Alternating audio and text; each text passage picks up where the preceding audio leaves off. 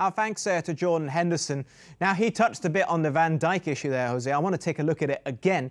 So you believe that they were focused too much on the offside ruling as opposed to the tackle, the rash tackle from Pickford on Van Dijk instead? Is that what you were saying earlier on? Yeah, I believe, obviously, if they don't see that as a red card, I am blind or something, because it's a very, very clear red card. Yeah, it's offside, obviously it is, yeah. Okay, perfect with that. But then the tackle, I don't know what is going to happen with Van Dijk with his knee, to be honest. Hopefully he's not that bad. But the tackle is suicide there. Look, he go with his two legs, he blocked his knee in there in the floor as well. So for me, it's a very, very clear red card. Very, very clear. Gary, so often you're the voice of reason when we're on the show. What's your assessment here? Well, number one, it's a bad challenge. It's a dangerous challenge, in my opinion, from Pickford on Van Dijk, and the outcome has proven that. It would seem that Van Dijk has a right knee injury. We don't know quite how bad at this moment in time. Personally, I think the first thing that the referee and VAR should be looking at is the challenge, okay? Because for me, is it a penalty? Is it a red card? Then you look back, was there an offence before that? And yes, there was an offence before that, and that was the offside. So therefore, you cannot award a penalty, but you can still send a player off, in this situation, Pickford, for the challenge, which was, in my opinion, reckless and dangerous. It's a red card. Listen, I don't want players getting sent off, but players do have to be sent off if they endanger an opponent in that manner. Speaking of red cards then, what about the Richarlison incident? What was the difference between Richarlison's tackle on Thiago and what we saw from Pickford on Van Dijk? Jose. Jose first, sorry. Yeah, for me, it was a bad tackle as well. It's a red card as well. Both of them, obviously, they're different. This one goes more for the ankle, really, than for the knee. So, but yeah, he goes for him. You can see that. He goes for him. Well, really, he tries to get the ball, but he goes really, really hard. In a derby, it's normal, this type of behavior sometimes from the players. But for me, it's a fair red card. I see more, well, both, to be honest, now that I see more often. Yeah, both of them are dangerous. One for the ankle and the other one from the knee. Luckily for Thiago here, he then got injured. Honestly, look, he escaped his knee there, luckily as well. Gary? Well, I personally thought Richarlison went in a dangerous manner, which could threaten another player's well-being. He led with his studs. In the end, actually, I felt that he tried to pull his foot away, and it was actually his shin that caught Thiago as much as anything. But, you know, the danger was already there, in my opinion. It was reckless, it was dangerous, and for me, there's only one outcome, and the officials got it right on that occasion. Richarlison needed to be sent off. From a non-ex-professional footballer's perspective, the Van Dijk one actually looked like it could have been even more dangerous, more reckless from Pickford than what Richarlison did to Thiago because of how high up he was on Van Dijk's leg, Jose.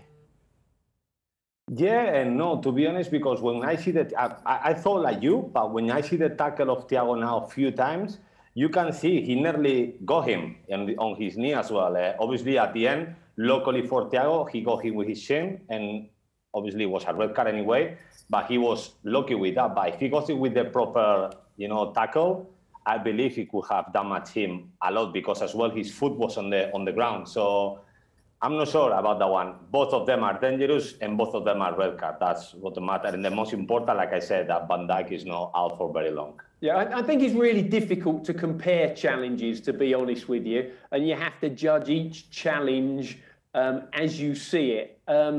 And I always think that the best way to make that judgment is as it happens. And sat watching it on the screen maybe isn't the best position for me to be in. But on both of them, I went dangerous challenge. I think this could well be a red card.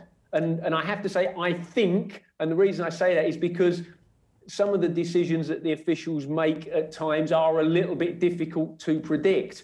But my gut feeling as a former player, was 2 red cards. End of the story. The officials gave 1. What would be your rating, Jose, for the referees today and VAR? Because in newspapers and websites, we often see players rated out of 10, and it makes headlines around the world when someone's given a very low rating or someone's given a 10 out of 10. What about a referee? Because they're as much part of a game as the players are. Out of 10, what would you give Michael Oliver and his team, including VAR, a rating of? You are a bad person asking me that question because you know what I'm going to reply to that. I just want to know. So obviously, they weren't good enough today. That's the reality. What you can give to someone that, like we say, it was a red card, it wasn't an offside. So it's been really 2 actions that changed the game completely. So the red card, it would have been obviously 10 players against 11. Obviously with 1-0 up. So imagine the game is completely different. And the other one, it makes you win the game. So I give 0 and 0. You cannot give another number to them. 0 and 0. Okay, Gary, yourself? Well, I can't be quite that brutal, to be honest with you. But for me, the overall performance of the officials was below where it needs to be. It was below average. Let's say that 5 is average. I can't give them any more than 3 personally.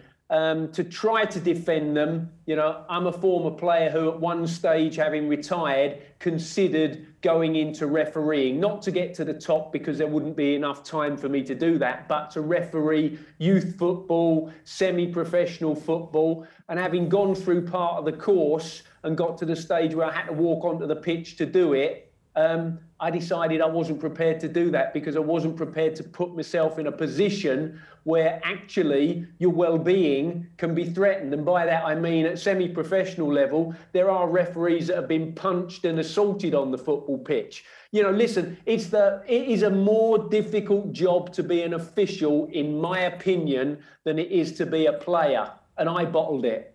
Wow. I agree with you, Gary, in that, but it's not the same semi-professional as all this technology and help these guys have. That's the reality. Obviously, as a semi-professional, you have to realize, my dog.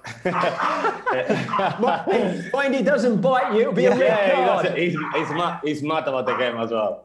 So, yeah, for me, as a semi-professional, I got you, you know, because obviously, like you say, you put yourself in danger. Maybe I agree with you that it's even more difficult because you don't have help. Sometimes, yeah, you have linesman, but even if you play lower, you don't have even linesman, you do it by yourself. But these guys, they have all the help in the world, all the technology in the world, so you cannot get it wrong that much, you know, in a game, in a crucial game that is crucial for both teams. I know it's still a very, very long time before the end of the season, but he has 2 mistakes that it cannot happen. At least one of them get it right, mate. It's not been good enough for me, in my opinion.